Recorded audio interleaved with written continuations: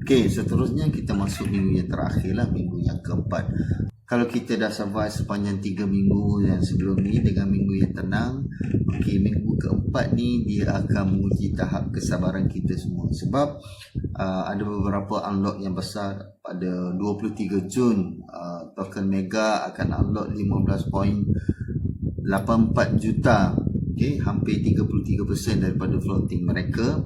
Lepas tu 24 Jun H token akan unlock 98.26 juta bersamaan dengan 9.41% daripada float mereka. Lepas tu 26 Jun Sahara pula akan unlock sebanyak 33.19 juta atau bersamaan dengan 30% daripada float mereka. Agak besar juga tu, 30%. Jadi 3 unlock besar dalam masa 3 hari. Okay, bayangkan awak berada dalam satu bilik, tiba-tiba bila pintu terbuka, lepas tu ramai orang masuk dalam bilik tu dan kita rasa bilik tu akan jadi makin sempit. Jadi itulah yang berlaku apabila supply baru tiba-tiba masuk ke dalam market dalam jumlah yang besar. Okay, pastinya akan ada tekanan jualan walaupun tak semestinya jatuh teruk, tapi ini tetap kita kena pantau. Okay, dan 26 hari itu juga ada 60 juta sell on BTC akan expired.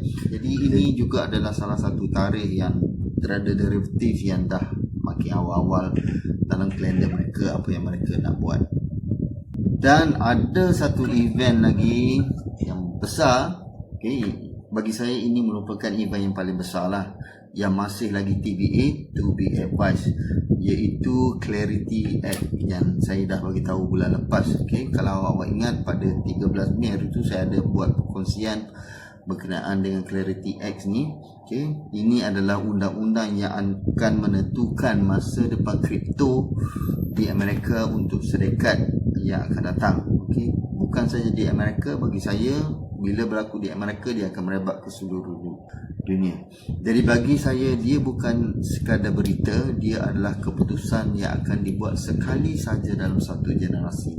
Okay, kalau Clarity Act ni lulus, bermakna pintu untuk institution masuk ke dalam dunia kripto terbuka luas. Jadi modal yang besar selama ni duduk tepi padang je, dia akan bergerak masuk ke dalam dunia kripto. Okey, tapi kalau Clarity Act ni tidak dapat sokongan penuh, gagal atau ditangguhkan lagi, uncertainty akan terus kekal dalam market ni, dan uncertainty adalah musuh yang terbesar dalam market. Okey,